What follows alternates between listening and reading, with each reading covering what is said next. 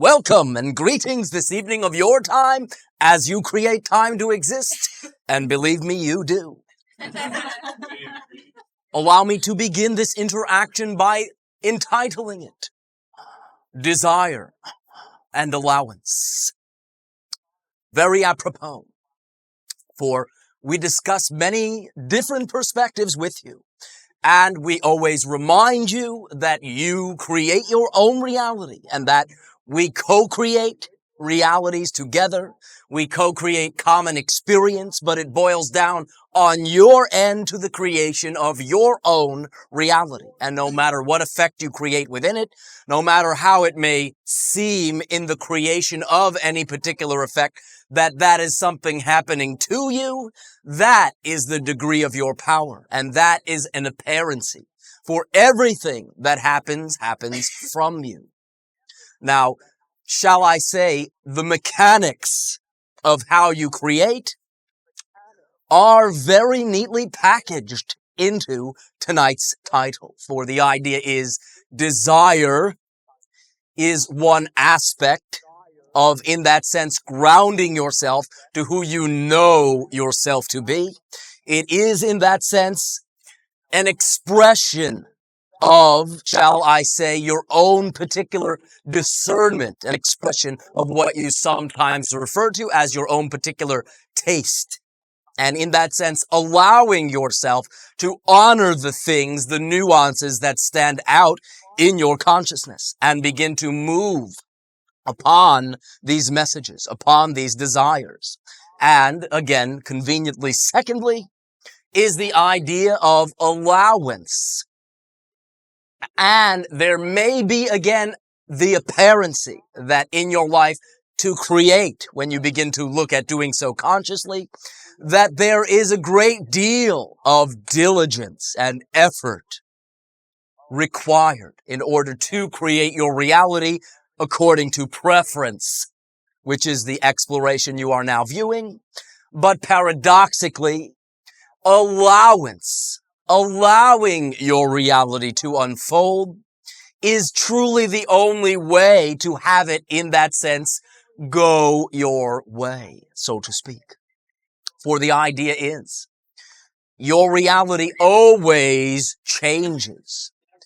And through allowance, you can allow those changes to deliver many things. Through resistance, you slow down your own process. So as an overview that we'll do, and we will begin with the idea you call desire.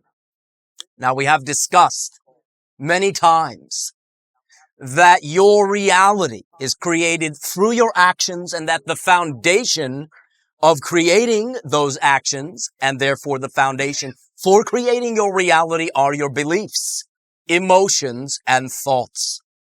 Now, when we speak of desire, we are not speaking of the connotation that your society sometimes places upon that term of meaning a need or any nuance of the idea that you are not inherently incomplete and that something external can make you complete. That form of desire, that desire of need out of incompleteness, is not what we refer to, and will generally be accompanied by what you call great anxiety. So it is not even generally the same feeling itself. There is, again, an avoidance aspect of desire. That is not what we are discussing. What we are discussing is that nuance of an emotion within you that allows you to know in a given moment from what is in front of you as either an experience or an option, that one of those ideas emotionally stands out as a desire. Therefore, again, part of what you would refer to as your excitement would be expressed through the emotionality you call desire.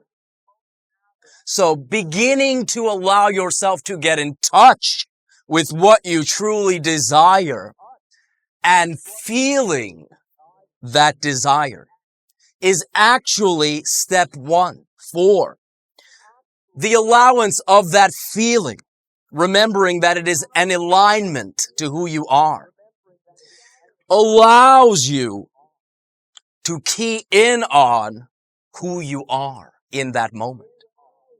Now, for a moment, to simply make the point, if you will all close your eyes. Simply now picture yourself in whatever scenario you find most comfortable. Do not be concerned about detail. Do not, in that sense, assess your ability to imagine.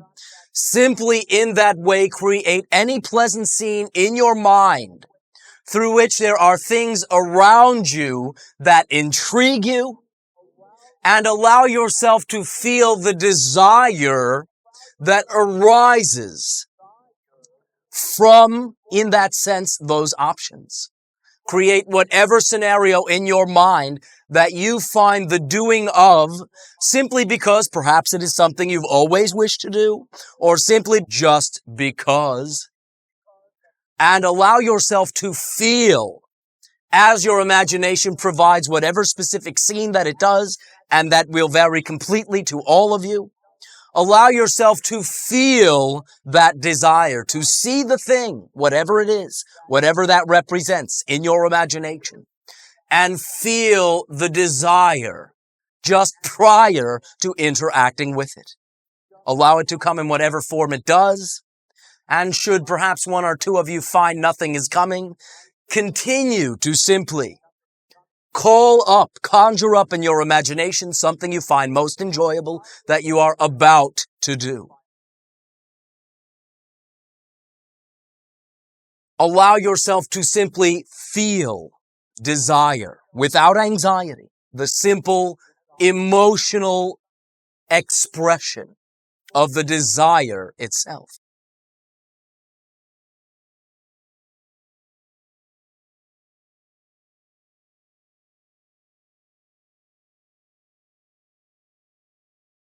All right, now open your eyes.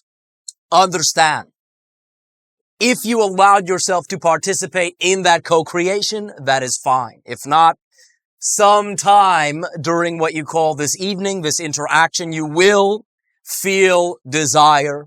And simply what we are doing is initiating or keying you into that sense of desire. So now you can very, shall I say, astutely keep your eyes, ears, and so forth out for that idea. For what moves you, literally moves you, is that desire. And understand that we sometimes refer to emotions, emotion, as energy motion. And what emotions actually do is take from the mental plane what you call your belief and activate it into your physical reality. Emotions are activating mechanisms themselves. So when you feel that desire, not only is it the sign, perhaps you can say, from your higher consciousness, from your higher self, whatever you wish to call it, that the thing that you are desirous of is most representative of who you are. But it also sets into motion a propensity, a tendency toward the manifestation of that very thing. And that is something that you are simply not taught.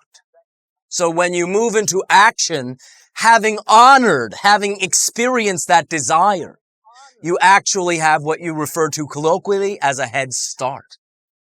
For energetically, it turns a key within your reality and then makes it that much easier to act, but not by denying your desire, by allowing yourself to feel that desire and to perhaps again revel in that feeling, because once again it is an expression in the circumstances, in the specific events. It is a direct expression of who you are.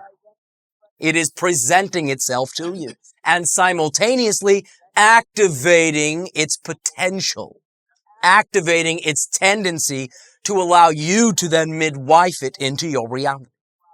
So therefore, desire sets up a foundation. It sets up an alignment, and it sets up an activation. And desire is a very strong, positively oriented emotion. Again, when you are functioning out of a sense of completeness, not need. That is an entirely different idea. Once you key in on the thing that truly moves you, again, moves you. Energy, motion. It moves your reality in the direction to allow you to manifest that thing most effortlessly.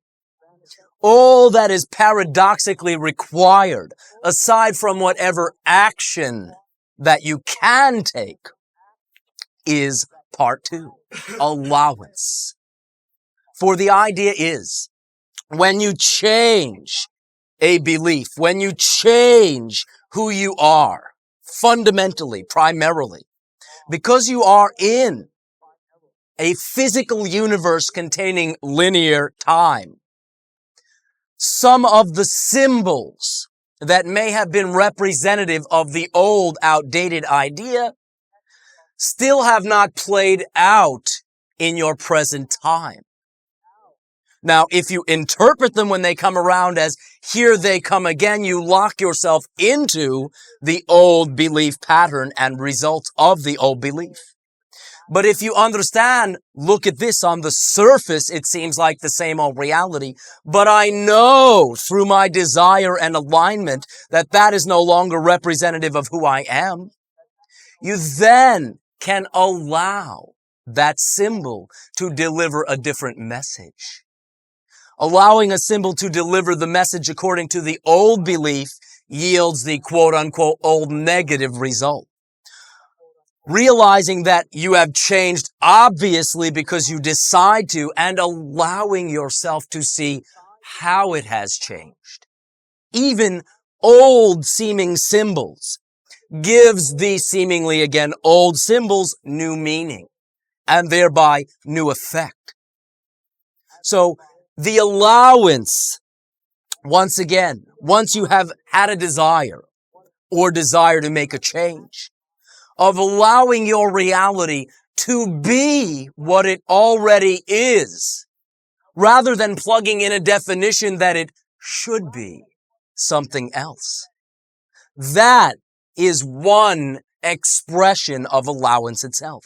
Allowing your reality to deliver to the new you, perhaps again, seemingly situations with an old face, but that now have a completely new significance. And if you are the new you that you choose to be, you will look for the new significance. You will look for the differences, not the similarities.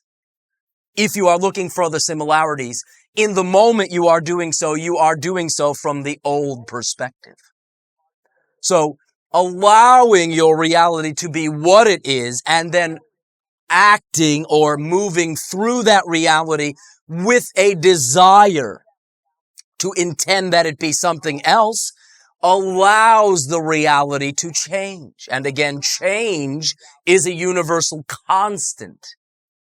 Therefore, you do not have to make something change. Literally, any making or forcing would make things appear to stay the same. So, change being the constant, it is simply then not a matter of needing to impinge on the natural flow, make, force, divert so much as it is to allow what is already there to serve you, then it will change its face. When you had an old belief and felt something did not belong in your reality, you treated it that way and acted that way and created that effect. But now you can choose to allow it to exercise your allowance and allow it to deliver its message. When you find that something occurs in your reality, which is on, again, the surface completely negative and perhaps reminiscent of something that you have already explored, I again remind you that the new you will desire to look at it through different eyes. Because again, when you receive the service from any symbol, particularly those that you label repetitive, and allow it to deliver its message, then the messenger no longer has a reason to exist. And anything that seems to repeat, I again remind you, is simply a message that you have not allowed yourself to get. When you change who you are through your desire, by allowing your reality to deliver whatever it is, whatever you need to look at will come up. You will not need to plan it or process through anything.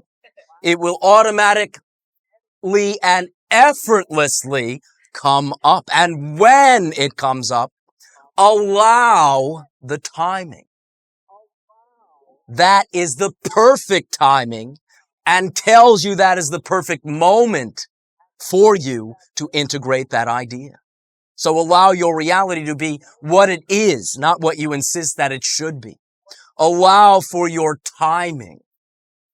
And again, remember, when you make or force or control and contract, you then are not in the posture, in that sense, to be filled, to receive. Allowance is the loosening of that grip and opens you to a posture of receptivity. It allows you to interpret your reality, again, through your desire, through what you wish to explore, allowing the things that perhaps you may have deemed you need to explore to simply come up when they do, and allowing that timing to be absolutely perfect.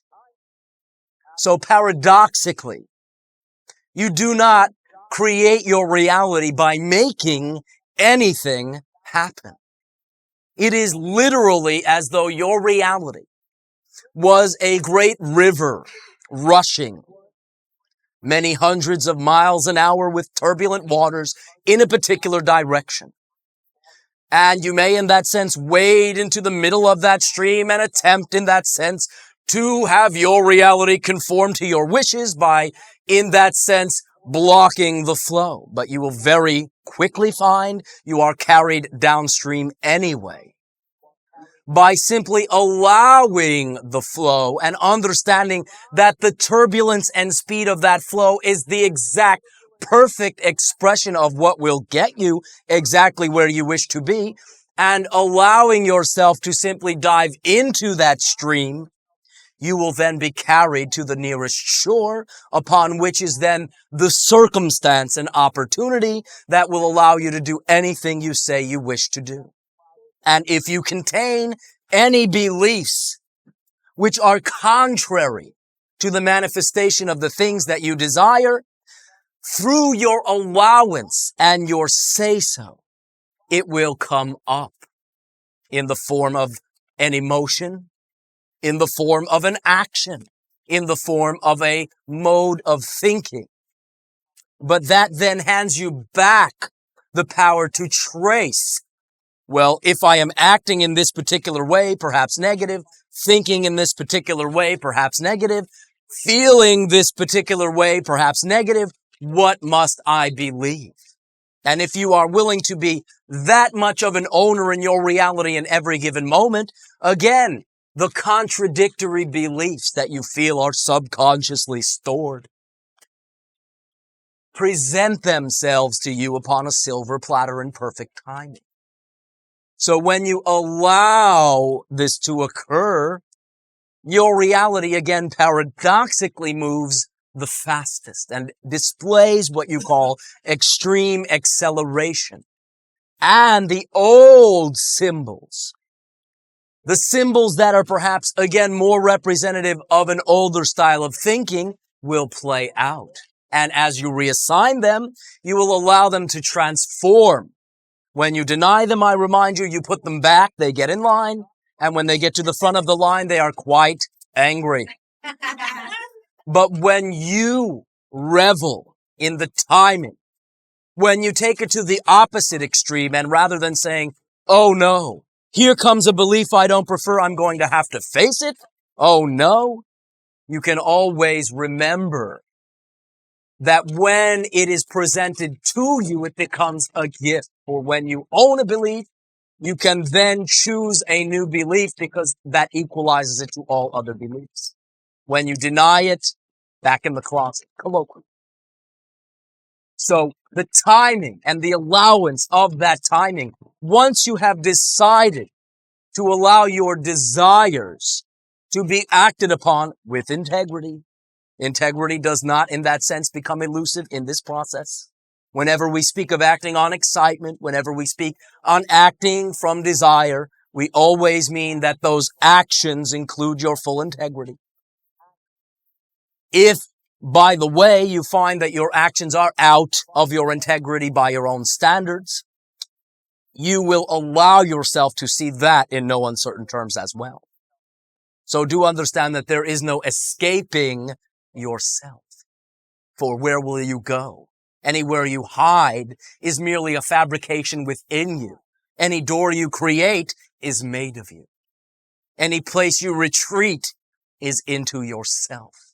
There is truly no outside. And because everything exists within you, though perhaps some things will have more likelihood to occur in a particular reality, it is simply literally a matter of allowing from the pool of experience the things that you desire to stand out, to through that desire be activated, and through the allowance of your reality be delivered to you through experience and through your choice acted upon with integrity.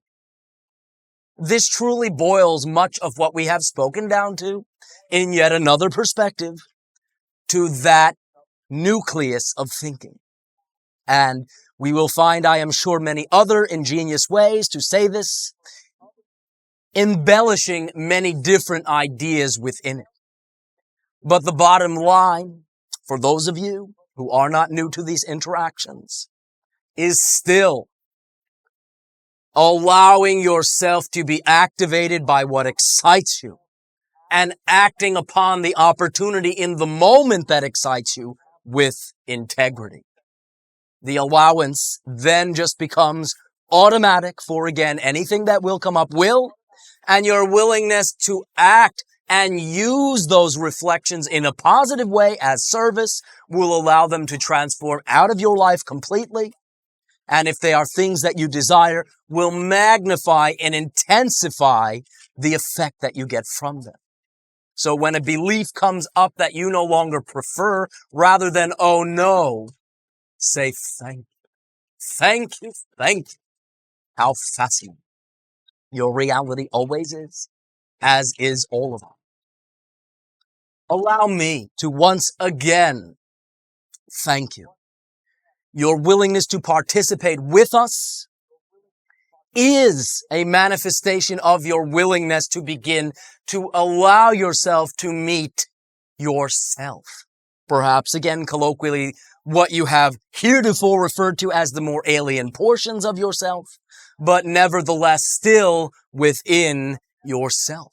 This brings us great joy. We also discover many things from your interactions, and many times it will be the simplest, smallest thing that one will share with us that will be of the most benefit. You are an ingenious society, absolutely mastering your phase of reality. That phase of reality is no longer merely confined to separation and limitation. So though you are the masters of those, you are now mastering transformation and now are firmly standing, perhaps you can say loosely speaking, with 1 foot in each door or 1 foot in each room. But remember, you are both rooms anyway. Nothing is outside of you. For this willingness to open up to who you are and share that expression with me, I thank you. I thank you for you honor me with this and once again open up this interaction for exchange. Shutting. The timing of this topic is, of course, perfect. a few issues that I have to clear up on it. One is when you're allowing, how do you not miss on taking action? Well, again, allowance is an overall orientation. It is not the entire, shall I say, emphasis. Allowing your reality to be what it is will include the idea of then acting on the opportunities that you have allowed yourself to attract. Thank you for the distinction. And this is one of the reasons we request clarification in these more intensive formats. Does that help? Well, yeah, it does. I just see that, a lot of times people don't wait around for the safe to fall upon their heads. Right, don't see the opportunities that are all around them. Well, allowing your reality to be what it is includes opening your eyes very wide and seeing what it is. And in terms of limiting beliefs, this week I did that. I You are by no means alone. Yeah, and that's my next question. But anyway, went through this whole negative thing, and a lot of times, it always boils down to the deservability when it's related to the desire, Do you deserve it? Well, yeah. Oh, got that out of the way pretty easily. But by allowing it, I cycled through it so fast that it just went away. Well, thank you for making another point. And that is the allowance of your negative emotionality or whatever you are perceiving as negative experience of any type. Cutting it off, back into the closet. Allowing it to play out then gives you the opportunity to glean messages and then generally also provides some opportunity for action. Yeah. And then it became funny because Thank you. Toward the end of it, I just started laughing. I'm like, how does this serve me? Well, you are centered, and from that centered state, now you will act upon what is available. When you lament over what is not available, you are still doing something. That's right. So that's looking into the past more. Yeah. Well, and projecting a negative future from that past. But another way to look at it is you've already done that. Why bother to do it again? Okay. The other question was actually of Jim Mellors. He says hello, but sneaky. It's a good question. They're all good questions. It's about momentum. When a group of this size is given a topic, is there momentum behind everyone kind of thinking on it, and that plays more into our life because of that? Our own particular perspective would not be to use the terminology momentum so much as concentrated and organized focus. So the idea is that it comes up, it is to your awareness. As your reality moves on, if you are so inclined, perhaps you will then see I have desires or whatever the particular subject is. So it may bring itself to your awareness from time to time. But again, more from the idea of an agreement, a focus than a momentum. Momentum is completely illusionary. You create what you perceive to be momentum and perpetuate the recreation of it in each moment. So it is an apparency of having its own life, but since in any moment you can cease to continue to create that, momentum is an illusion, for the idea of momentum would not allow you to immediately stop it. There would be what you call some after movement. So then would that mean that having a group of this size concentrate on that wouldn't facilitate it? Well, yes, it would, but I would not refer to that as momentum, simply concentrated focus. Okay.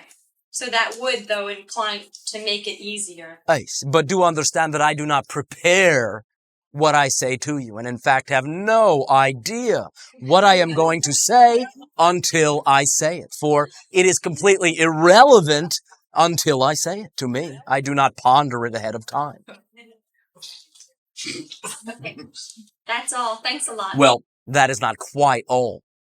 Are you reconciled with the terminology we were utilizing in the last interaction? Was it finally explained perhaps with the analogy of a car coming by, splashing you? Every time you kick that car, you will hurt your foot. That does not mean that it is the same situation. You are always a different person, but similar actions can be, in that sense, understood to yield similar results. Is that clarified? We wish that it is. Yeah, it is. Oh, did you hear that analogy at the last interaction? Yeah, I heard it.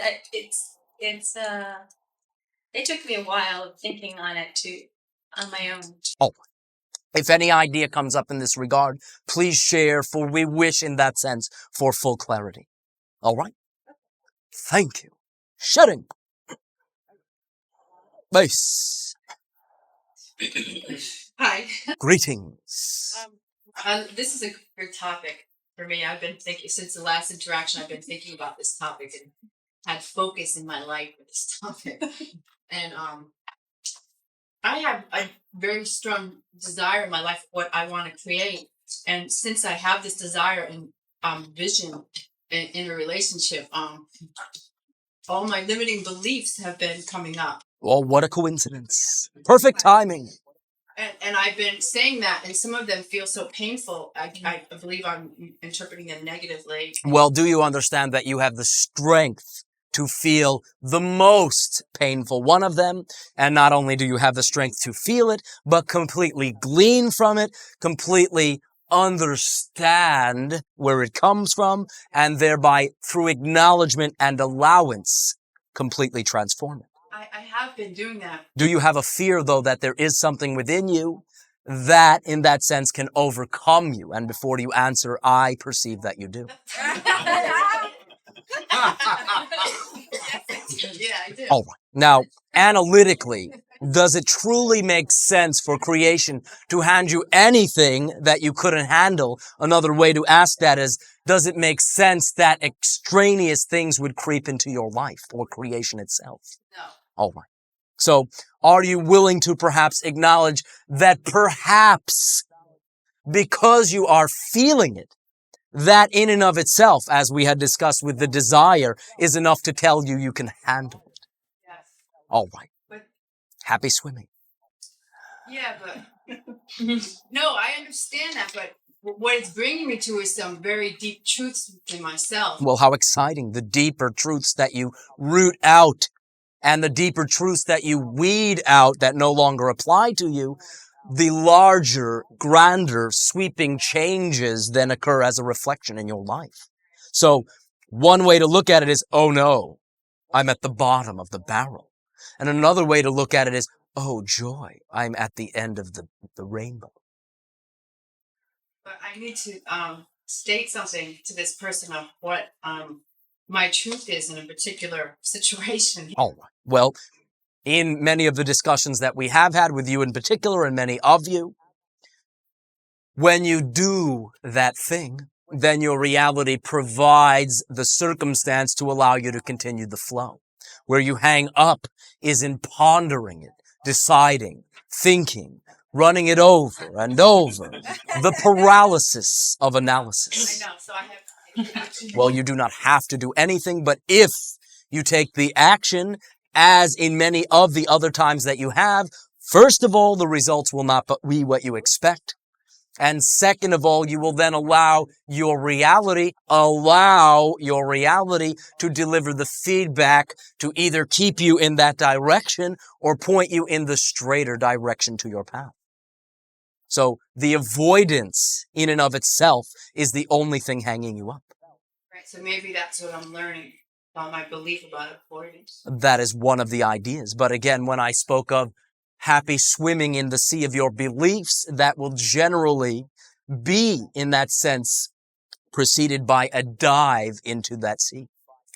So have the open posture of allowance to know I am ready to allow my reality to deliver the vestiges of my obsolete beliefs and get excited about it.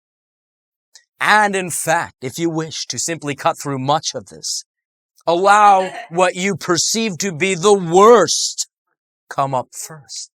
After you handle that, and show yourself in no uncertain terms how simple it is. Everything else will pale in comparison. So perhaps in a sense you can use the reflection of the intensity of that degree of negativity as a reflection for the degree of strength that you have to handle it. Is this of practical service? Yes. It is, as you say, as simple as one of your phone calls, is it not? Yes. All right. Do you wish in that sense that I give you the dime, or will you move by yourself? I'm moving by myself. All right. We have no money. How convenient. Thank you. Thank yourself. You are creating your life flawlessly and have now injected the, shall I say, concept of preference and are beginning to get the feedback that that works as well. We thank you for your bravery. Shutting. Elan, Ace. first of all, I want to thank you for the private session I had. It's had a tremendous impact. Will allow me to thank you for the one that you gave me. You're welcome. And now along the lines that you were just talking about, this must be pretty deep. Oh. I believe that I am allowing myself to see reality. You have made a shift in your perspective. Okay. A slight shift, but as we have said, it has made a grand change. Now, the change will not only be in your ability to act in your reality, but also in your perception, as now you are seeing through the new beliefs, which are less limiting and more empowered. Okay. Specifically, though, there's a situation I'm going through, and I believe things are coming up because I am in a position to really, a more empowered position to look at things that are terrifying to me, and they're coming up. All right. And I guess I just like I feel your support it has to do with a massage and some terrifying things that happen to me when I'm going through it, and I don't know what it is, and I feel like something is pushing me to, every time I go through it, there's a release and there's a freedom, but I feel like it's a bottomless pit. Oh, and no, I no, don't no. know what the terror is. No. Perhaps the terror is that it is a bottomless pit. It is not. But the idea is that you are delivering to yourself, as was mentioned, your own reflection of your ability to deal with it. You are fully ready now to deal with this idea. But I remind you, no matter what you find, it, whether it is an experience or a concept, has no effect on you until you match it in agreement in the moment. It has, again, no momentum. It is recreated, and that may make it seem like it carries a momentum. But in any moment, you can simply choose, all right, I feel this terror. Find a place, a comfortable place, wherever it may be, whatever is convenient, and feel it. Create it. Imbue it. Test yourself. Wait a minute. This is the most terror I have ever felt. Can I feel more? And allow yourself allowance. Allow yourself your emotion. Then ask while you are feeling it, not later in a hypothetical situation. What must I believe? What is coming to me? What do I perceive has happened or whatever? And something will come up.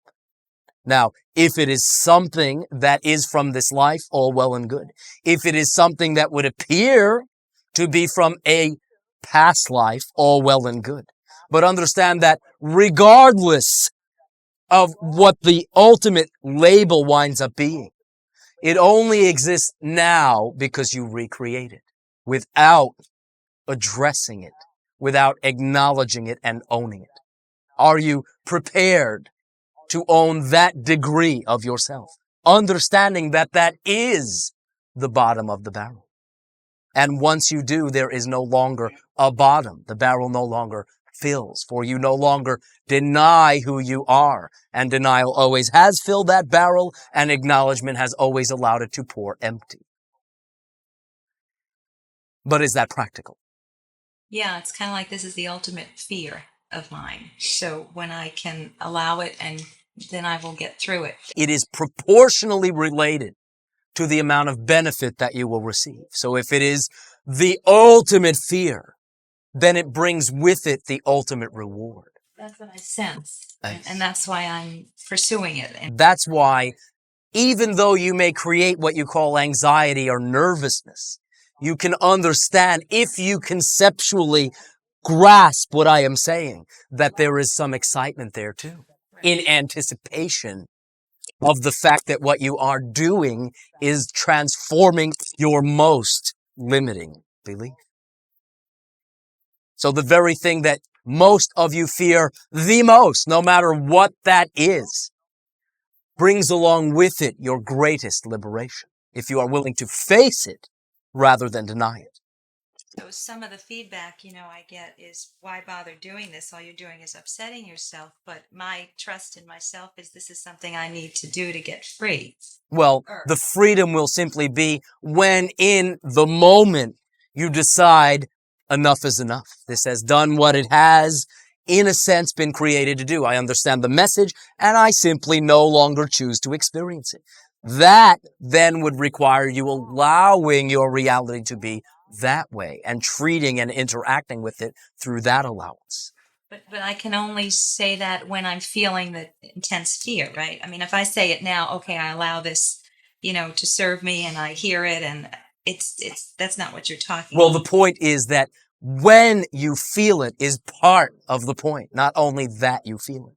The timing of feeling it is always, for any of you, whether you choose to take the opportunity and use it or not, it is always telling you right now, if you want to, you can transform this by its mere presence in that moment and nothing else. So to get really specific, if I'm shaking and feel, this terror, I can at that point say, but I have to really feel it. Ace, do not hold a bit of it back. That one bit that you hold back is the embodiment of the remaining denial. So perhaps I will be liberal with your language. Freak out.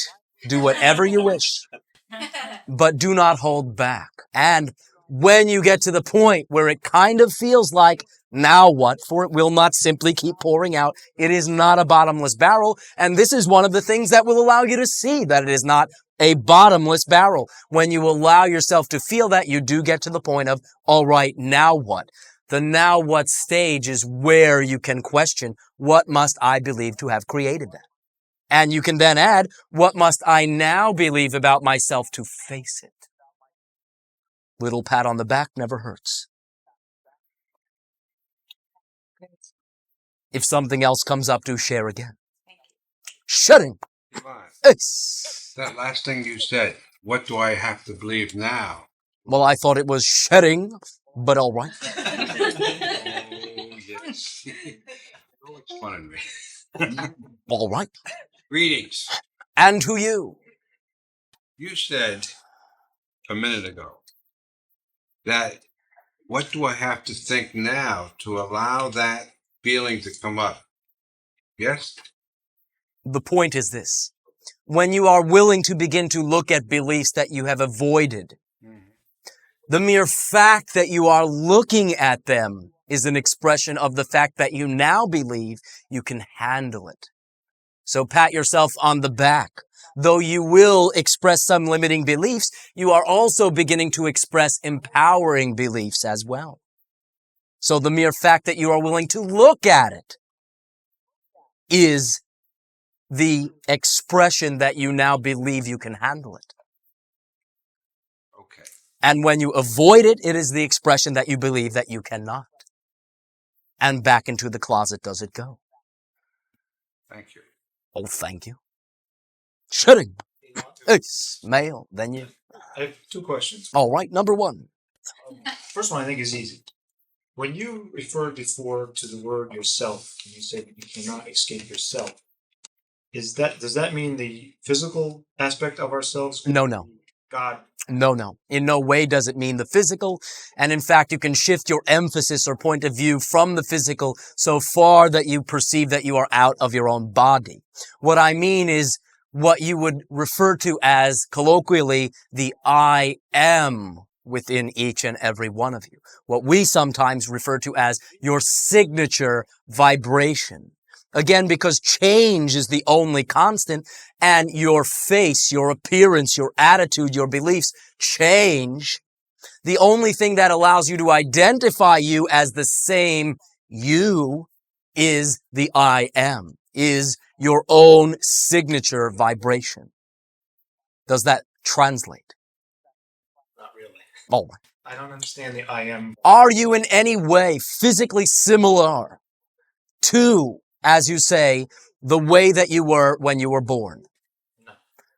Do you think the same way? No. Do you carry yourself the same way? No. What allows you to know that you are the same person? Now, before you answer, the answer to that question is the answer to your question. That is what I mean by yourself. It is the infinite and eternal, yet multi-dimensional portion of you. Your soul or oversoul or higher self is one way to look at it. If this is not clear, please continue to ask. I understand what you're saying, but translating that back to the statement, you cannot escape yourself. Are you basically saying that our perceptions all emanate from the I am vibration, therefore we can't go anywhere? Is that what you're saying? Yes, in any way in this physical universe, which is what we are discussing, that you choose to express yourself, where you hide pieces of yourself from other pieces in what you colloquially call subconscious. You may understand in that way. The beliefs that you create will always make themselves obvious in your reality. So therefore, you cannot escape who you are or who you are expressing yourself as. Perhaps another way to refer to this is you cannot escape what you truly believe, for it will always in some way make itself obvious.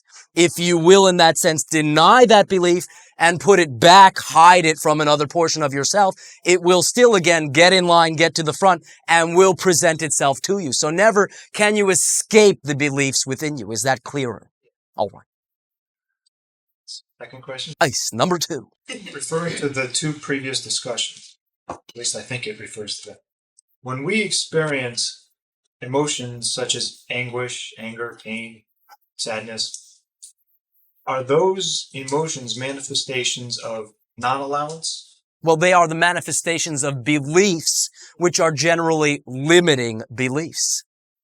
So sadness, or what you call grief, would be an emotion that would, in that sense, only result if you had the belief that you could lose something to begin with. Anger is a little bit different, for anger is an emotion of alignment. Anger allows you to see in any given moment, this is who I am, and this is absolutely who I am not. So therefore, it allows you to define yourself through differences where individuals then usually will allow it to degrade is to what you then call invalidation and judgment for the thing that has just shown them, this is not me. So anger, in a sense, would be a little bit different. Was there something else you were inquiring about? To further this, if one is experiencing these emotions but chooses not to, do you follow the desire and allowance as you've outlined? Well, the idea is to allow yourself to glean what you believe to be feeling it. And if you are willing to acknowledge that belief and change it, the new belief will have emotions that will replace the old. If, though, you deny that belief once you have traced it, again, perhaps you will continue to create it. So, to answer your question directly, allow yourself to feel the feeling. Then allow yourself to plug in specifically in that situation, specifically in that moment, what you must believe to feel that. Then look at the belief. I do believe that. That is a limiting belief. Now you can begin to talk about changing or alternative beliefs because you have brought to your conscious awareness the limiting belief. Okay, thank you. Is that usable or more confusing? It's complicated but usable. Oh, well, it is really quite simple. As you glean what you believe from an emotion, and you decide, I wish to keep that belief, go right ahead. If you, once you acknowledge a belief, decide you do not wish to have that belief, you simply, having acknowledged that old belief, call forth the new belief, Allow your imagination to furnish a set of actions of how one with a new belief would act, and then walk into the situation that you usually would have acted the old way and act the new way. It will get a different result, and your emotional feedback will then change. Perhaps that makes it more confusing. But sometimes there's always something holding me back to the original belief. Well, interesting idea. What could hold you back? Since everything is you. Self. All right. Now that you are holding you back, it is simply a matter of ceasing to force and conform and letting go and allowing yourself. Now that I know this is a concept, now that this makes sense to me, I will do this. Now, once you trace through what I have just described experientially, it will make a lot more sense to you. For then a belief will come up that is relevant to that moment rather than the general outline that I am laying out for you. Then perhaps again you will see experientially that what I am saying makes sense. But is it at least concise and clear? And if not, is there some question that you can formulate to clarify? I think I got it at this point. All right. Well, again, if not, check back in. All right? We thank you. Over there, male. Elan, hello. Greetings. Greetings. This topic was appropriate for me tonight, and what I want to ask you about deals with initially a book that I just read by Alice Miller called The Drama of the Gifted Child, which pointed out to me, I think, the source of belief systems that interfere with my creating a life of preference, or seem to continue to. And the what this book said was that a parent who, for whatever reason, sends signals to the child that certain portions of them are not acceptable to the mother, then the child grows up feeling that only part of them is okay. And I see that that feeling that I'm in some way flawed or not okay or not good enough, seems to be getting in the way. Well, only when you perpetuate it. And again, now that you have some insight into the mechanism, this is not something stored in your cells that you're stuck with. That is a perception, and there is some accuracy to the mechanism that involves. However, it is not the only explanation. What I am saying is that each time you feel it, by definition, in that moment, you are recreating it. You are matching it. You are aware of an infinite number of things in your reality, but they do not all evoke what you call a response from you. When you have a response evoked, you in that moment are matching that. So you can always ground yourself back into that moment and ask yourself, all right, what am I perpetuating right now? And generally you will find, and even asking yourself, that 3/4, if not all of those beliefs no longer apply to you. And it was simply a matter of dialoguing it. Yes, but okay, I do. I think that I work really hard in trying to identify what the beliefs are that don't serve me, and often I'll bring. By the way, I will not allow it to slip by that you have worked very hard at trying. Sorry. Well, do not apologize, but the point is that is exactly what you are doing. And in wording it that way, continuing to word it that way, you are reflecting to yourself, I am still trying. I am still not 100% diving in. So by try, do you mean, when I say try, it's like a belief that I can't succeed? Well, you are not even trying. You are working on trying. You are one step removed from even trying. So push that all aside and do it. Period. It sounds like semantics. Sounds like Elan being a cosmic wise guy again. And you can interpret it that way if you wish, but it is literal as well. So try reflects a belief that I can't succeed? Try reflects an incomplete commitment. It reflects incomplete conviction. Therefore, fully commit. Fully then act with full commitment and full conviction. Okay. And that little slight shift is the hump that you are creating. Okay. Well, let me use an example. All right.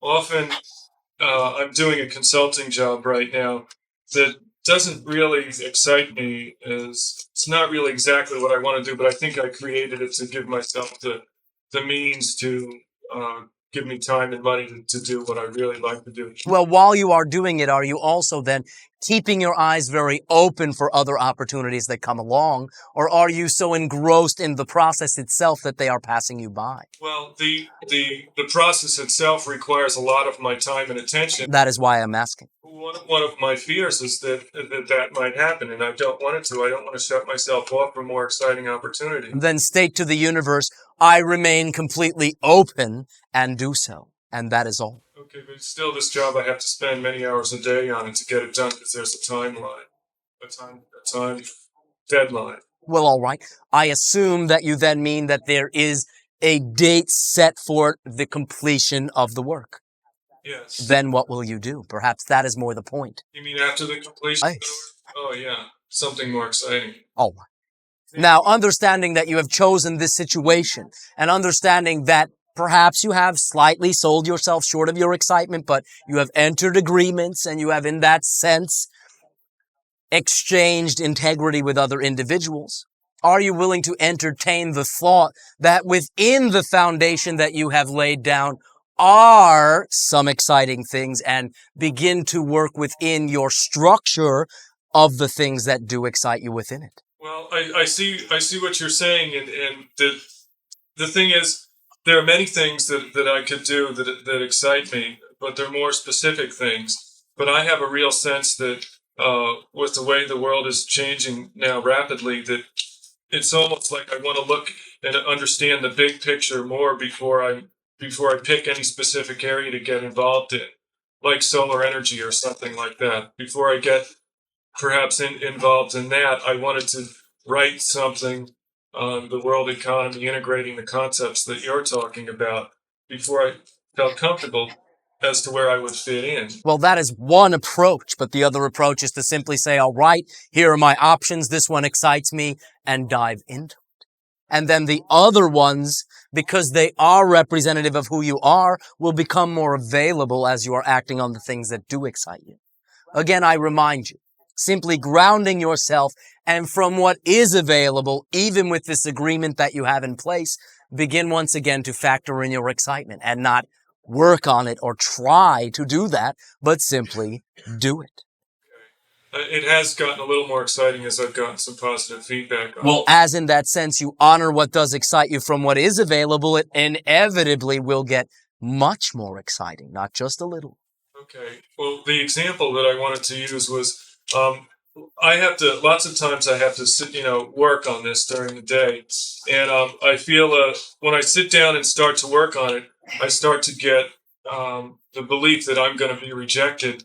And that makes me want to eat cookies or watch TV. Well, in that moment that you are doing the working, is there someone there evaluating you? Yes or no? No. Therefore, it is irrelevant to that moment, and you are simply not reminding yourself of that. You are futuring. I understand that. And I realize But what you are not understanding completely is that all you have to do, and I again understand this sounds too simple to be true, is stop doing that. Stop it. When you find yourself doing it, acknowledge it. Remind yourself, all right, can someone evaluate this right now? Well, obviously not. Then why am I thinking about what someone will think about this? It is not relevant to what I am doing. All right, well, I had this idea, I entertained it, I push it aside. Then you will be regrounded to what is available. Well, I see how I know how you say that all beliefs are equal, and I know that I can choose to believe that I will be rejected and that I won't be rejected, and that I would work better if I believed I wouldn't get rejected. But it seems that the belief that I will be rejected somehow is more powerful or more compelling. And I was thinking, perhaps because I had already experienced rejection, that it somehow seemed like that belief was stronger. Congratulations. Able to get away from it. Well, you have just nailed it down. Now, is that what you prefer to continue to embody? Absolutely not, but All I have trouble getting away from it. Well, if you understand the equality of all beliefs, then you understand your equal access to acting according to either belief. So what you are not perhaps doing is calling forth the referential, preferential you in those circumstances. Okay, well, I have a hard.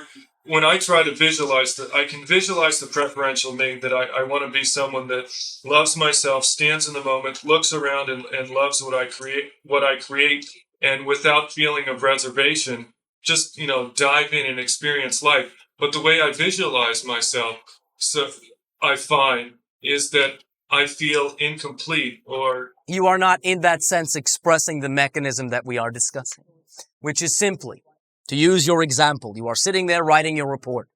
An idea occurs to you that in that moment you may be rejected, and you begin in that sense to create what you call a paralysis.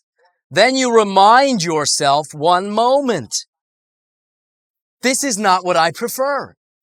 I certainly don't prefer to go eat cookies either. Therefore, who am I?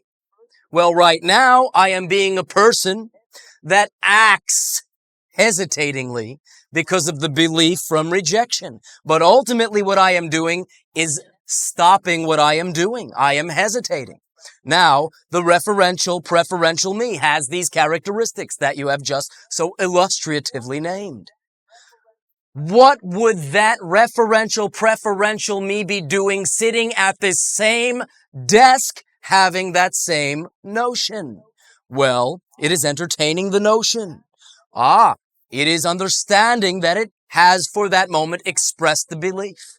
It is now formulating that it will, if it were to express the new belief, continue writing the report and continue writing the report. You are assuming you do not have that much power.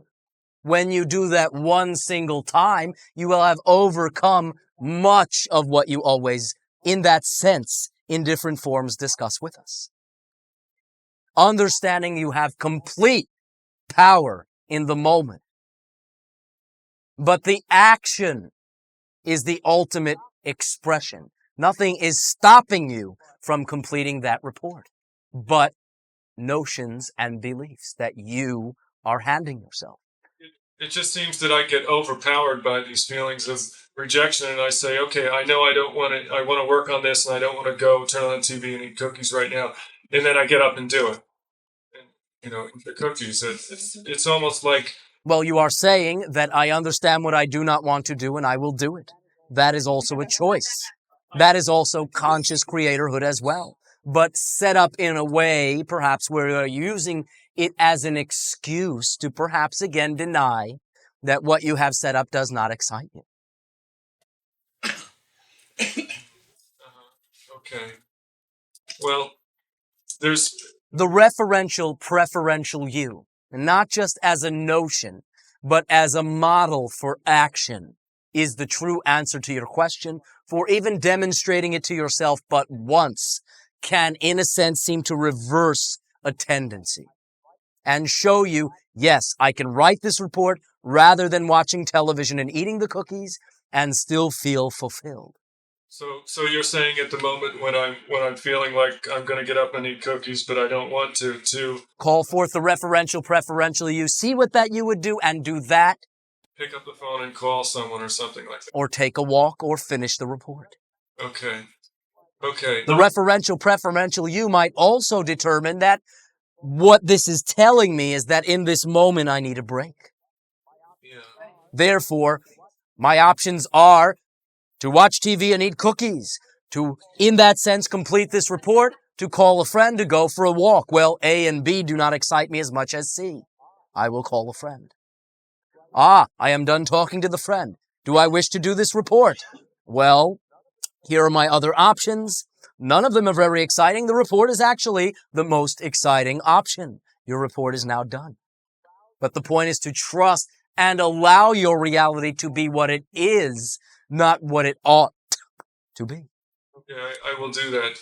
Can I use one more example? All right. Regarding women, I really feel that at some point I would like to be married and have children. Why? Why? Because I love kids, and I sense on some level that I would really enjoy being in partnership. You have something to share in that sense. Yes? Yeah, yes, I would like to enjoy life with her as a child. Good reason.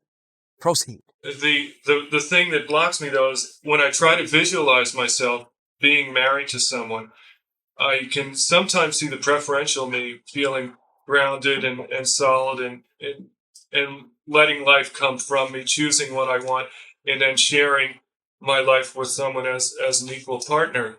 But a lot of times, what I get afraid of, or what stops me, or the alternate vision that I often have, is of me kind of standing there alone in the world and needing someone to come and take care of me or complete me some way, almost like needing a mother. Well, those are the choices. Those are the beliefs within you. As you have just stated, it would be inaccurate to say you believe one or the other. You believe both. And believing one gives you one reality. Believing the other gives you another reality. Believing both gives you a third reality. For you act both ways. What do you mean? Ultimately, you only get the effect of either belief when you are acting like you believe it. So it is always in the moment to cease the continuance of those actions, call forth the preferential you, and insert new actions according to preference. It would be inaccurate to say that I no longer contain the belief that I am needy. You always contain all beliefs.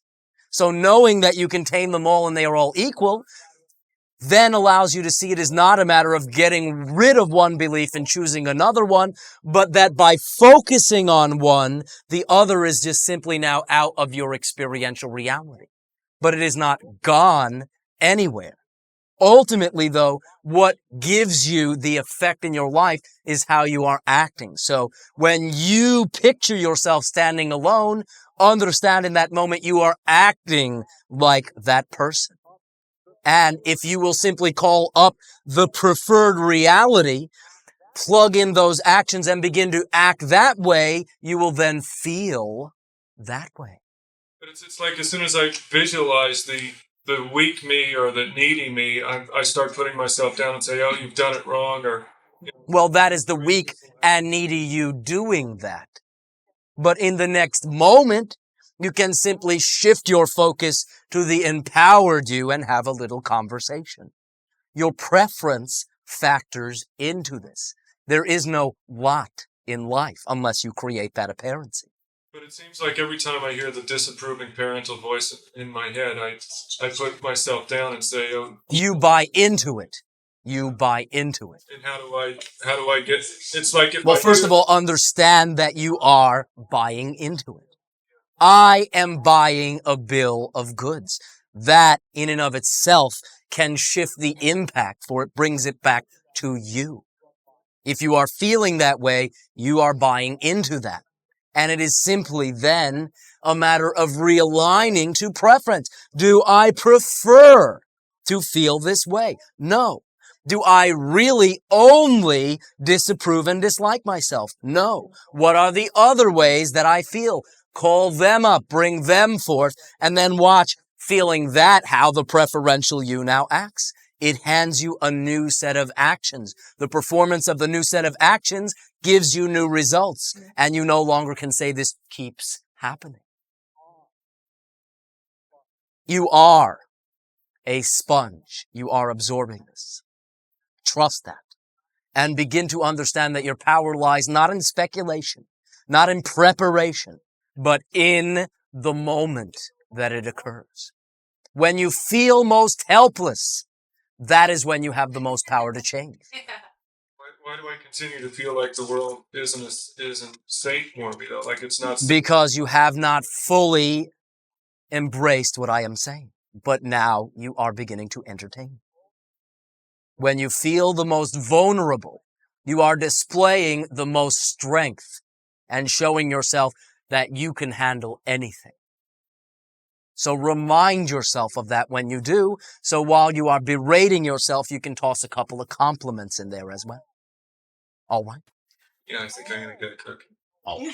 You may all enjoy a short break. All right, I'll say, goody, I get to choose. The topic for the next interaction, the title will be, clarifying your vision. So maybe one of the things you will clarify are suggested topics beginning next month.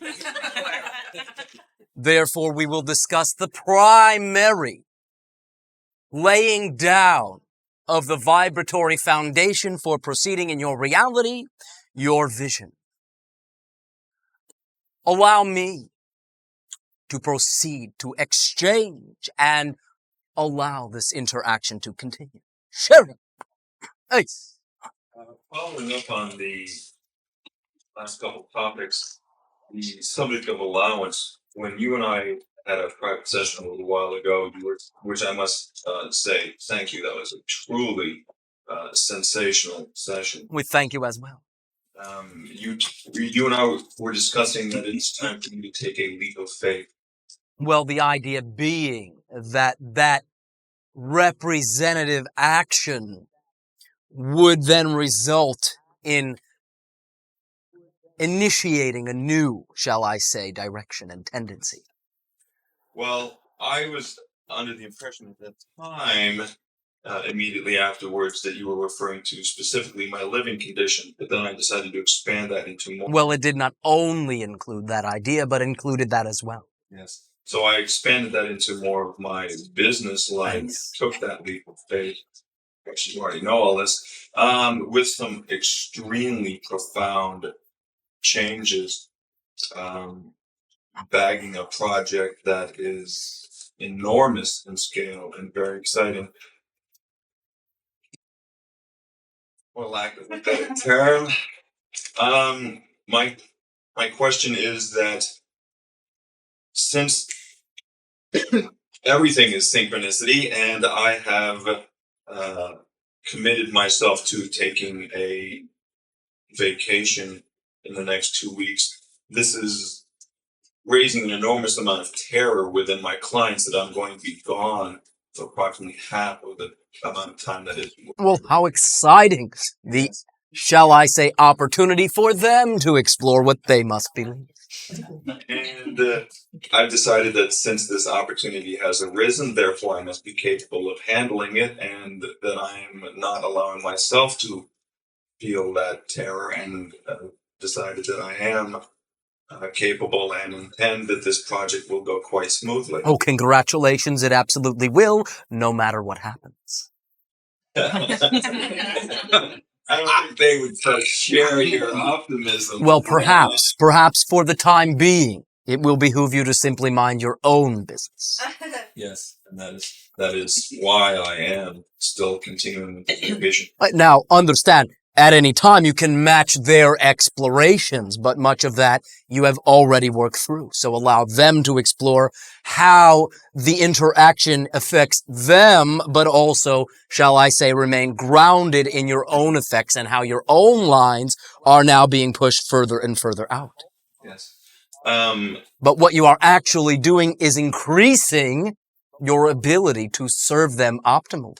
So perhaps that reflection they may appreciate. Yes, they're quite terrified, and I'm trying to convince them that there is no reason to be so. Well, I will let that try slip by. Thank you. A few nights ago, however, I had a very unusual dream that I think is Now, will it be unusual to me? Perhaps not. perhaps Will it be more unusual than dreams that you have already shared? Perhaps not. Though do proceed. You're giving me a reputation. Well, All right, it is a positive one. Yes, this one is actually a little more mundane. It's just hellfire and brimstone. I was walking around a mountain, and basically descended into what Dante would have probably defined as one of his lower forms of hell. There was an enormous amount of fire and lots of evil little demons running around, creating much havoc. An interesting, by the way, symbol of your own unconscious ideas. For again, everything in that dream is you. And when you are in that sense ascending, generally, there are exceptions, but within a dream, you are exploring your spiritual connection. When you descend, in general, you are exploring your grounded connection. But need not interpret that as you have in what you call hellish terms. Do proceed. Well, there was a lot of unpleasantries involved, or I was at least witness to a lot of unpleasantries, and really didn't want to allow them to affect me. Ah, and did you find that to be possible? Yes. Yes. So you were aware of the negativity to its extreme degree without experiencing it. That is a transformational symptom. Do proceed. Thank you. I mean, I was quite surrounded by it, and there were a lot of people quite upset around me. And I might be answering my own question, but I was wondering how this might relate to the process that I'm undergoing. Directly. Well, is it specifically that I am basically wading into was the dream representative of me wading into my client's fears? Well, to some degree, it represented taking responsibility for their reaction, yes. But it was also being willing to explore within yourself and understanding that you no longer contain the notion that something exists within you that can overcome you. And again, allowing you to have the opportunity to see that it is not your responsibility other than to reflect that to them in your action, to be responsible for them getting that idea. And they will get it automatically anyway. So I was just, that dream mystified me for quite a bit. Well, you did a fine job in interpreting it in a usable way. Now, again, there are other interpretations as well, which will more relate to directly your own exploration of your own ideas, hidden ideas, fears within, and so forth. But what we had discussed at the beginning of this interaction, for getting in touch with those fears and any idea you label negative, experiencing them, and through that experiencing, allowing the emotion to deliver the belief, will now come in handy. Well, I think some of the other ramifications were my fear, allowing myself to feel their fear, and allowing myself to believe to some degree that this was going to be a problem that I bitten off more than I can chew. Oh, but do understand that in no way and at no point did you feel their fear. It is impossible. You matched that fear within yourself, and that is all you can ever feel. So a reminder of that mechanism will allow you to recognize in that moment you are, in a sense, condoning the very thing within them. Then you have the opportunity to shift your point of view. Again, if you act according to the new point of view, you will be providing an alternative to them, which is the greatest service that you can provide in the situation. A non-insistive, alternative living example. Yes. And during our private session, you said that I was going to be quite successful at doing that. Well, you already are. But what you are exploring here is not so much your perception of their fear. You are clothing it in that. But it is still the remaining fear within yourself. It's all right. Allow yourself to feel it. Allow yourself to experience it. And in your case, you will find there is not so much left. The fear that I'm not capable of doing this project, or these multiple simultaneous projects. Okay. And does it not excite you to see yourself doing that, carrying it off? Yes. So that is your prerequisite. You have the ability. Directly related to that is the subject of this upcoming vacation, which you know is filled with an enormous amount of emotion. There are so many things that I could focus my attentions on this particular period of time. Well, all of them now would simply be speculative. So allow yourself to begin right now, being right here and now. And not focus on what's going to happen in 48 hours. Well, that does not mean that you cannot allow your desires to make themselves apparent, but then ground yourself to what's available. Entertain them if that is the most exciting option, but remind yourself what's right in front of you. All that is more relevant right now than speculating something which will not play out in the way you are assuming anyway. I was going to ask if there was any particular aspect that I should focus on these upcoming 2 weeks relative to the process that I'm currently undergoing. Well, I have just told you. Maintaining the grounded focus in the moment. Take a vacation from pasting and futuring. And if the symbol is once I step off the plane, or you set that there is a symbol past which point I will be in the now, all well and good, whatever it takes.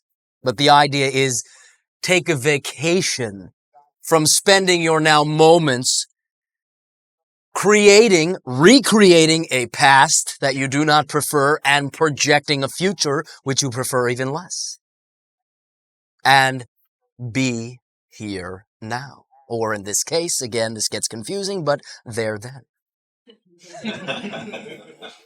Thank you. Oh, thank you. Ice. Thank you. Hi. And to you greetings. I have several things I want to ask you about. First of all, By the way, that is another expression of allowance. What you call a sigh is the releasing into the flow, reestablishing the flow. So I thank you. I'd like to ask you about the significance of being offered a promotion this week at my work. All right. But I have no interest to do work that I have no real interest in. Well, what is the question? This is most obvious. What's the question?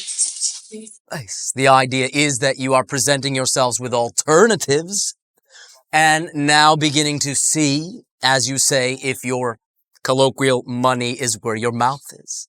Are you going to do something which does not excite you to get the money, to do something which does? And by that time, you no longer have any practice doing anything that excites you anyway. Or are you going to begin to look at what does excite you and within the offer, allow yourself to at least access within that offer what actually is exciting about it? Now, if it is something within the doing of the job, all well and good, go right ahead.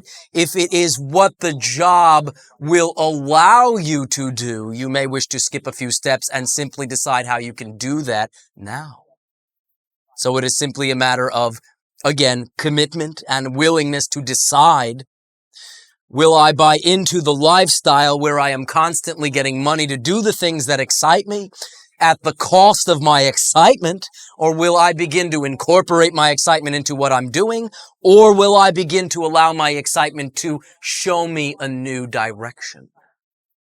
Very exciting precipice. I wanted to talk about allowing the beliefs to come up that we've been discussing. I will allow it. 2 weeks ago, a child came into my classroom who was had obviously been severely beaten and severely abused, and I had a very strong charge around this. All right. Why? Because I was severely abused as a child. Identification. Do proceed. And I found myself having this complete dichotomy within me. During the day, I pushed the system as hard as it can be pushed, and rallied forces to get something done to help this child. And then when I would leave, I was like the adult during the day. And when I would leave and go home, I would be steeped in my fear of being victimized. And I went through a process of... Now, by the way, all you are doing is flushing this all to the surface. Yes, You are, however, doing so in a very creative way. For you are supplying yourself with a scenario that you can act upon now. Whereas back then, part of what you recreate now about that supposed back then was a seeming inability to act. So, act, do what you can do, and as those fears come up, you can now bravely face them, for you now have the ability to do something in this situation. Yes. I did see that I am powerful and that I can do.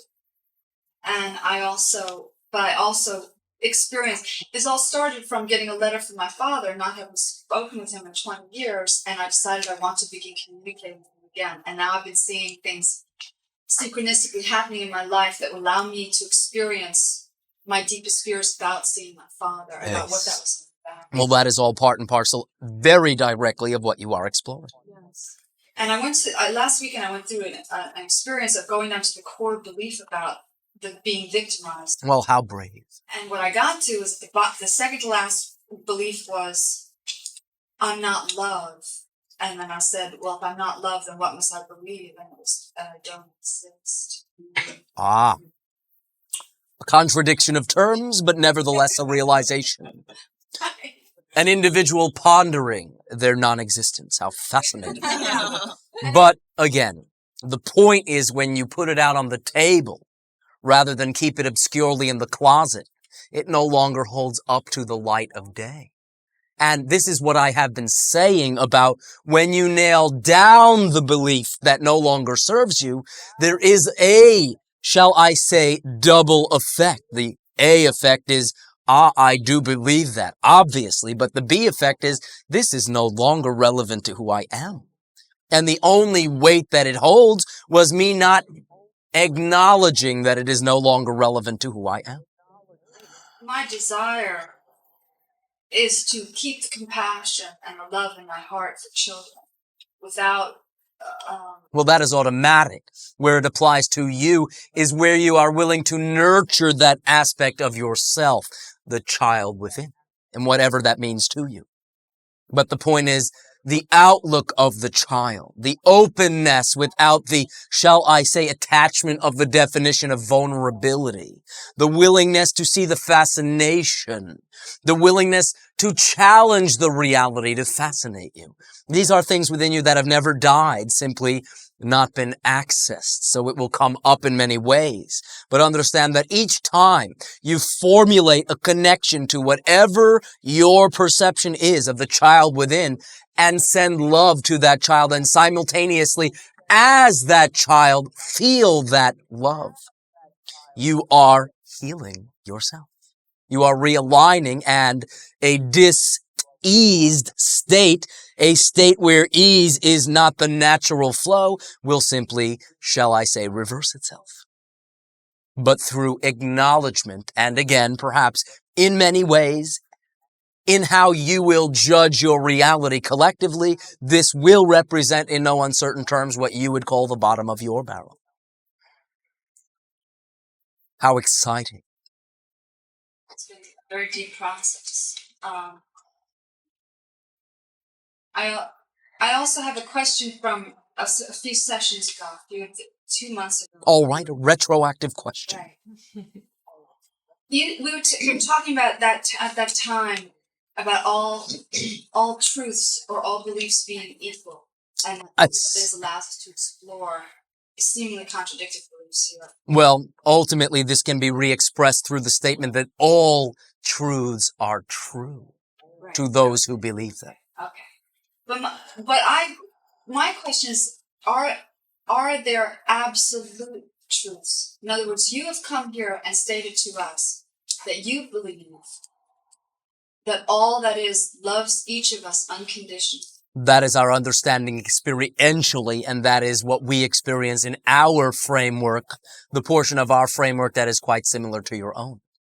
So through our experience of this, we can share that this is so to you, and then you can choose to match it or not. But if you choose not to match in your reality that all that is unconditionally loves you, perhaps you can say the paradox is all that is continues to unconditionally love you anyway. So then I would view that as saying that's absolute truth. Well, in a sense, you can say it is one of the absolutes, yes. Perhaps we have narrowed our definitions to absolute, which is quite, shall I say, an all-encompassing word, down to 3 ideas. Number 1, you exist, period. That is an absolute.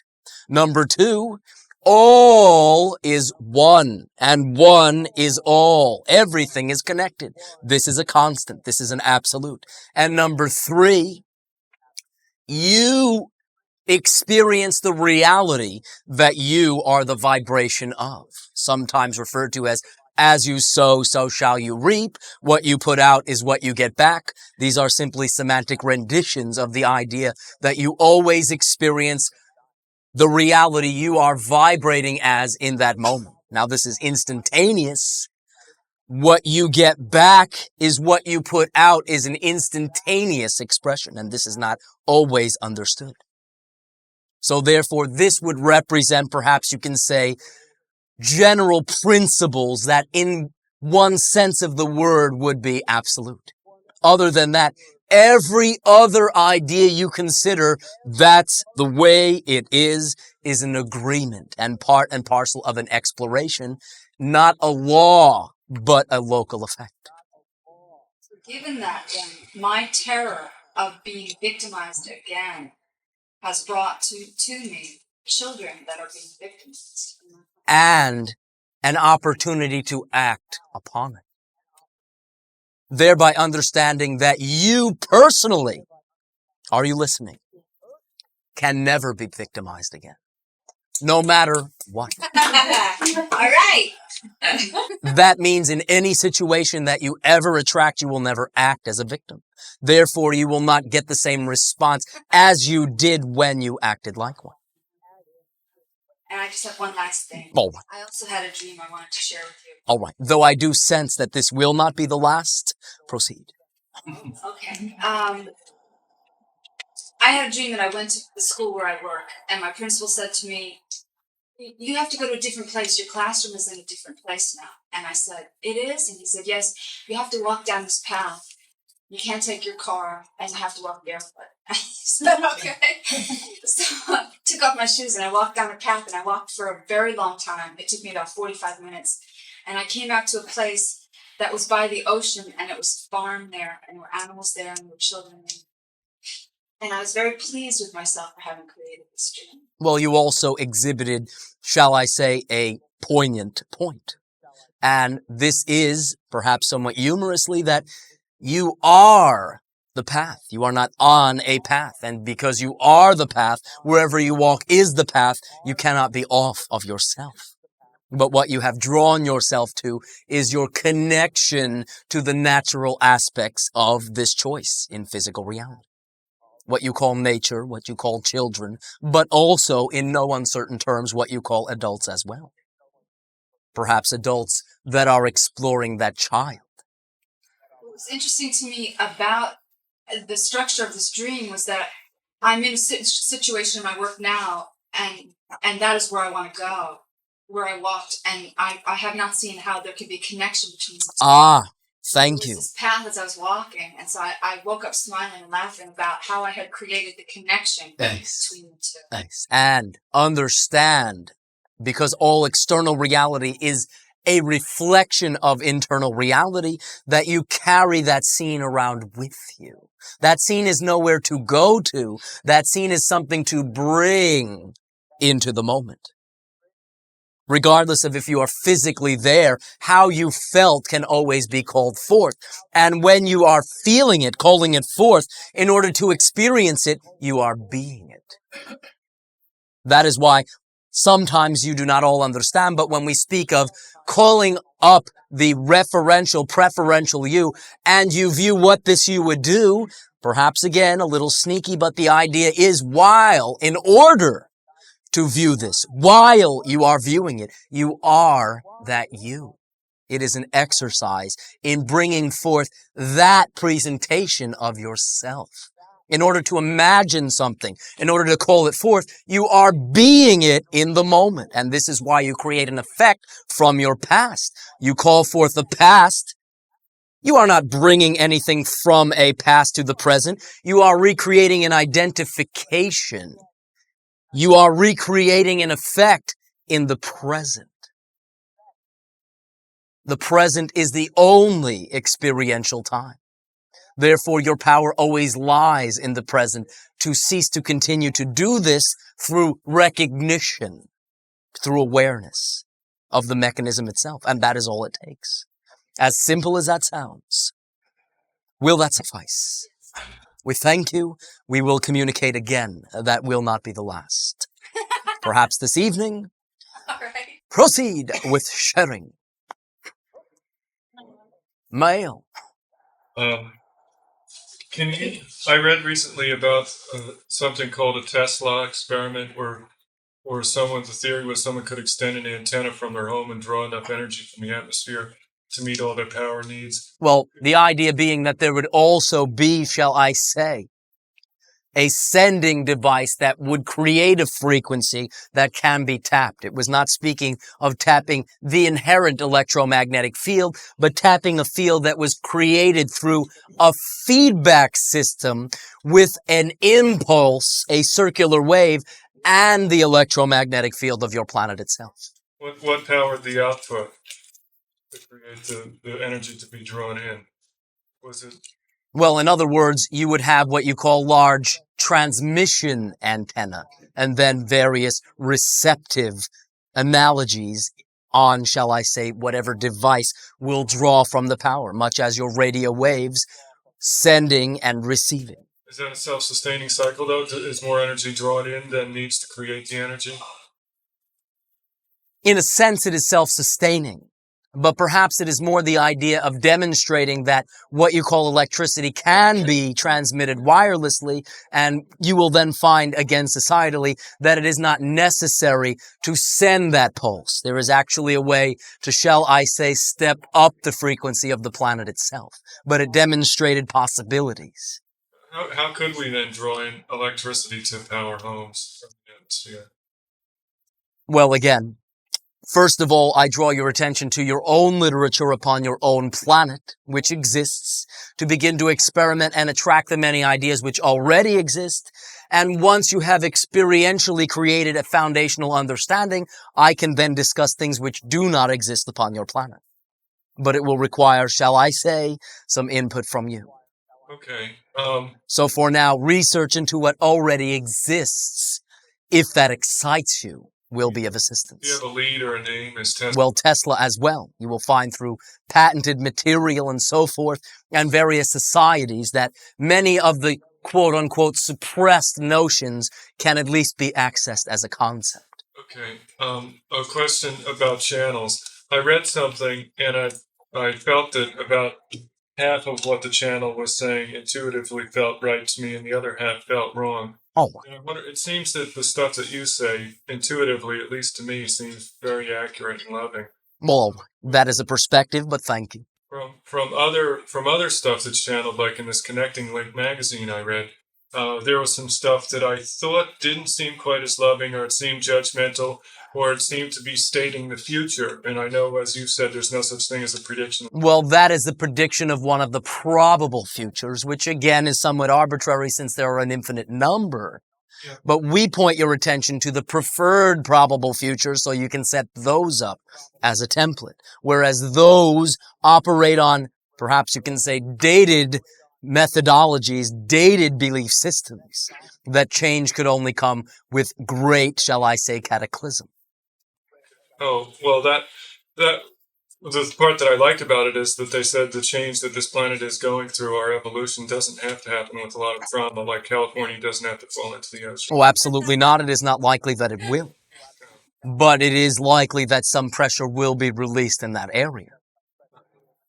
Okay, the question I had about channels, though, was that it seemed, I was wondering if a channel is saying something that's judgmental, or that is a statement of fact about the future, which is impossible. Is it because they've hooked up to a spirit that somehow isn't clear, say, as clear as you appear to be to me, or because that, and or because the channel has their own issues that are getting in the way, and they... Well, what you are saying as B, channel having own issues, will be the only thing that could allow an entity in that sense who was not well-meaning were such a thing to exist, could only express itself through an individual with enough belief to attract it. So it is either that idea or purely the filtration of the belief system of the channel, one or the other. Now understand again that there are very strong preconceptions that you will create in your lives, and this applies to the many channels. So in general, you will hear a flavor from those beliefs. If those beliefs are very limiting, if those beliefs are very negative, it will in general translate into the information as overtones of limitation and negativity. So when I'm reading something like that, you use discernment and just take what seems right to me. And Well, in a sense, I would perhaps suggest that you view it as a very large grab bag, and if you do not like what you have gotten, put it back. But the idea is that they are all equal. Even the things that you in no way, shape, or form prefer to experience are absolutely equal to everything else. And part of the, shall I say, process that allows you to choose what you want to do is to grant validity to the thing you do not. There is a tendency to simply continue the idea, to believe that a belief that you do not prefer has more weight than one that does. Now, that in and of itself is a belief, but it is also an expression of not acknowledging the limiting belief. For the acknowledgement of it is your saying, I can handle it. It is not bigger than me. I am willing to look at it on equal terms. Then choosing anew and acting according to the new idea gives more weight to the new idea experientially. one of the things that I wasn't sure about on this channel thing that I read was the transformation that we're in. It said something like 5% of the people that don't want to transform are going to go to some, That is an arbitrary figure, but understand you can only experience the reality that you are the vibration of, and individuals have the full free will to choose not, in that sense, to even transform to fourth density. They get a reality. They are not the only ones in exile in reality. Therefore, their apparency is that the earth will continue to be a limited earth. Your apparency is that I have not seen them in a long time. Where have they gone? Okay. Also, one of the things that I'm sensing is that, and hearing, that we're approaching a very kind of precipitous shifting in our power structures. Well, may I ask you a question? Yes. Is it not completely evident, no matter what your preconceived idea is, that you are firmly within that, even utilizing external feedback upon your planet at this time? You are obviously in a major transformation. Yes. There is nothing so mysterious about this. So the question becomes, how do you wish to create your participation in it and therefore your experience of it? I want to follow, individually, I want to follow my excitement, but part of my excitement is to be a part of helping the transformation move in a loving way. Well, understand that that will be what you accomplish, but only for the individuals who choose to do that. And you have absolutely no responsibility or any ability to control at all the individuals who do not. So understand you have become, by choice, a specialist, and allow your specialty to attract those who it will serve, not taking responsibility for those who choose something else. Okay. And one last question. Well, for now, allow that to sink in. Okay. Perhaps we will share again this evening. It will depend, but trust and allow that to sink in. All right? Thank you. We thank you. Thank you. We therefore once again, and for the first time, thank you for your willingness to co-create this ecstatic interaction with us. It is our desire to continue to act with you in this way, and therefore our allowance that it will occur. We have no insistence, but again, the desire in that sense leads us to continue to co-create these interactions with you at this time. We thank you for your willingness to expose yourself to yourself. As you do and own what you already believe, so you then can change it if you so desire. Do not in the process, however, forget that there are many things you already believe which you love, and that you can use them. It is not that you are completely functioning from dated beliefs. So recognize where you already utilize the empowered beliefs and use that as a reinforcement when you change through acknowledgement any other beliefs. Honor your desire and relax your grip. Take a deep breath and sigh, releasing your need to control out of a notion of lack of control and exercising your total control through allowance. I bid you a most fond and loving, pleasant evening and dream.